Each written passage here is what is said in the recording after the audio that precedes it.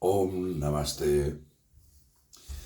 En este vídeo os voy a presentar la formación avanzada online sobre Jnana Yoga, el yoga del conocimiento, tal y como se explica en el Bhagavad Gita, estudiando los capítulos 13 al 18.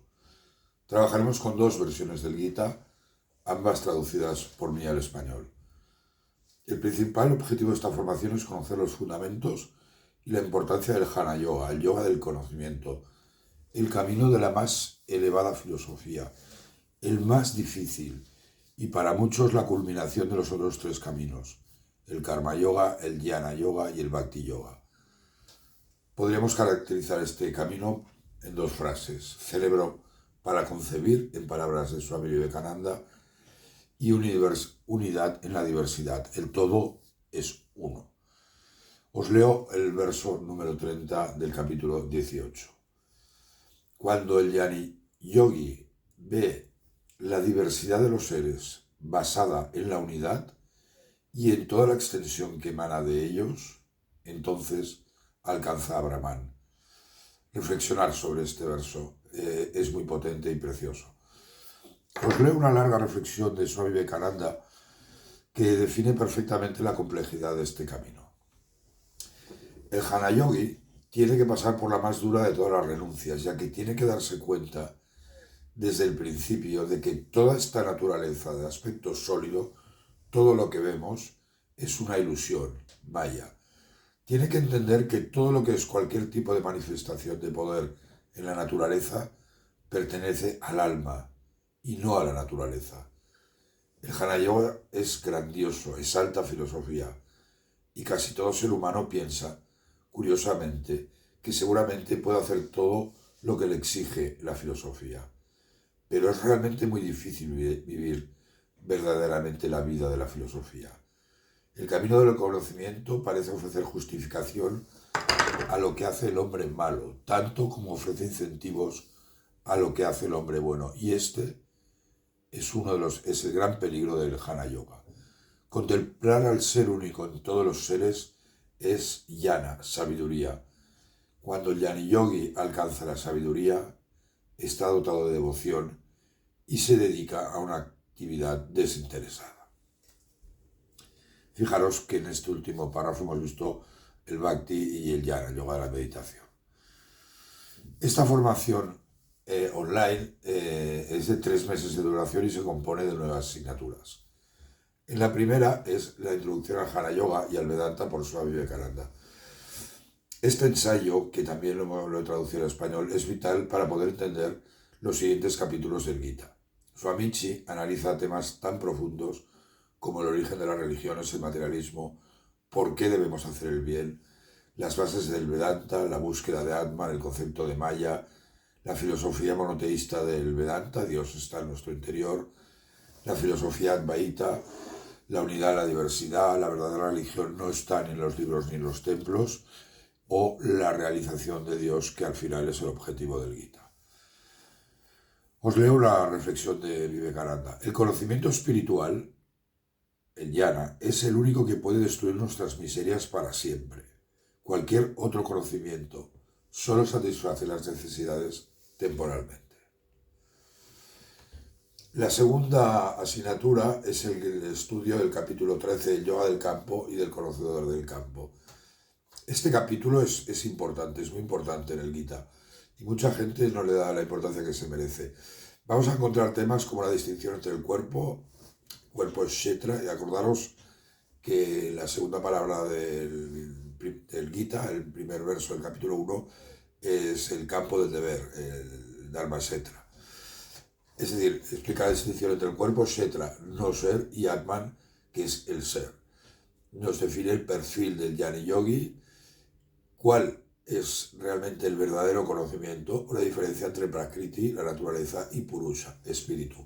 Os leo el verso número 11 de este capítulo.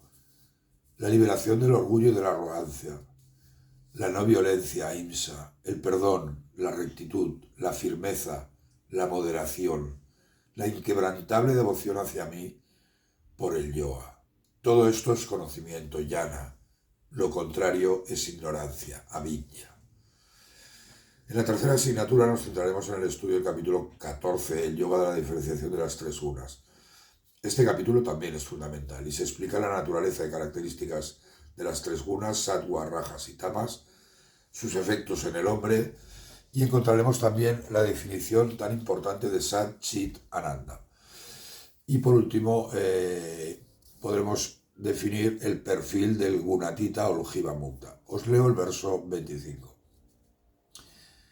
Quien siente por igual el respeto y la falta de respeto, igual para el amigo y para el enemigo, que no se complace con ningún compromiso, a ese hombre se le llama Gunatita o Jiva Mukta. En la cuarta asignatura nos centraremos en el estudio del capítulo 15, que es el yoga del Ser Supremo, y encontraremos temas tan interesantes como el indestructible árbol del samsara, el Ashvata, que es Jiva, el espíritu divino en el hombre, o los conceptos de Paramatman y Purushottama. Os leo el precioso verso número 15 de este capítulo. Yo estoy sentado en los corazones de todos. De mí procede la memoria, el conocimiento y la disipación de dudas. Yo soy el autor del Vedanta. En la siguiente asignatura nos centraremos en analizar, en estudiar el capítulo 16, que es el yoga de la herencia divina y diabólica. Se explican temas como qué es la herencia divina, representada en el Gita por Arjuna, que al final crea la libertad, y la diabólica, representada por el malvado Duryodhana, y esta crea la esclavitud. ¿Cuáles son las tres puertas del infierno de que habla el Gita? Que son pasión, ira y codicia, o los Shastras como la autoridad para determinar lo que se debe y lo que no se debe hacer. El capítulo 17, el yoga de las tres fes, se centra en analizar en función de las gunas el camino, el tipo de fe desarada que cada buscador tiene. Os leo el verso 2-3. Inherente a su naturaleza triple es la fe de los hombres, sátvica, rajásica o tamásica. La fe de cada hombre está de acuerdo con su carácter innato. En el capítulo 18, en la asignatura séptima, nos centraremos en el último capítulo del yoga, el 18, que es el yoga de la liberación mediante la renuncia. Este capítulo final contiene de forma escueta los importantes conceptos analizados en todos los anteriores capítulos. Es una especie del Gita, de resumen del Gita como Yoga Shastra. Es decir, conocimiento y acción, jnana y karma, representado por Krishna, el Brahman sin acción, y la acción representada por Arjuna. Muchos swamis consideran que el verso 66 de este capítulo contiene la esencia del Gita. Yo os lo leo. Habiendo abandonado tus deberes por el Dharma, refúgiate solo en mí. Yo te libraré de todos los pecados. No te aflijas, Arjuna.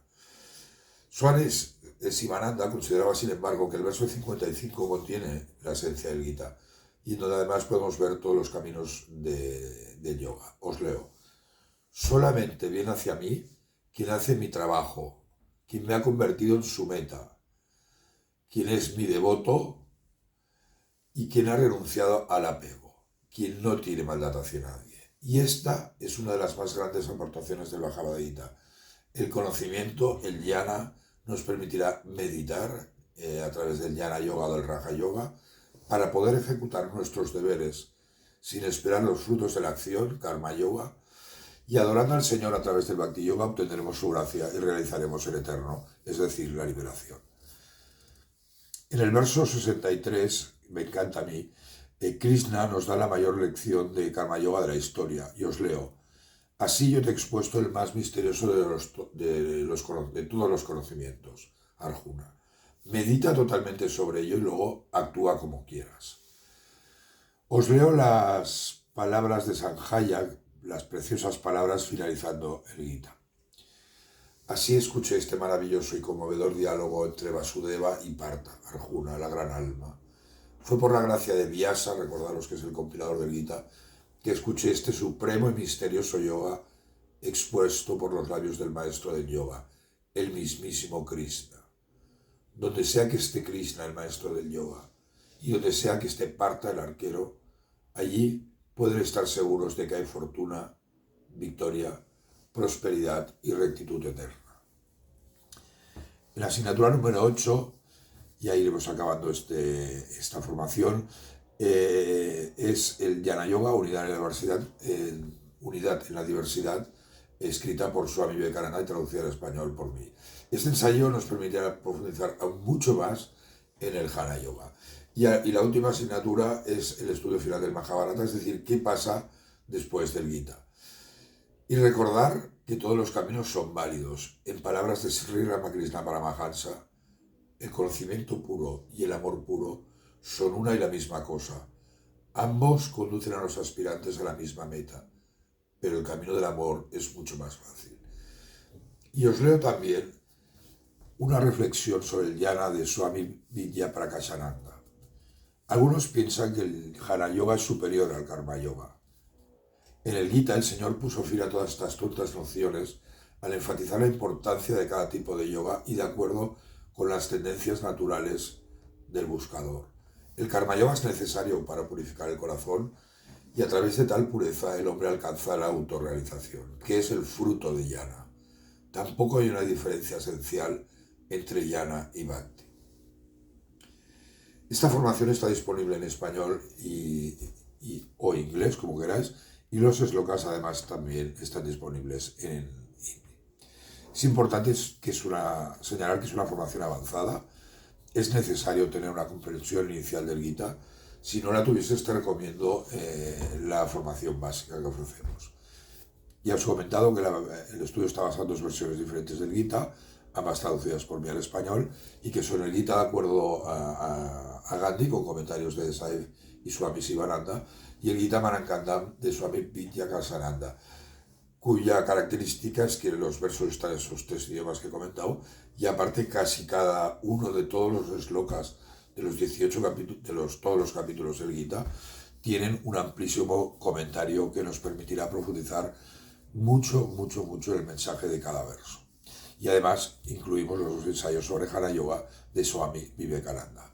Namaste, muchas gracias.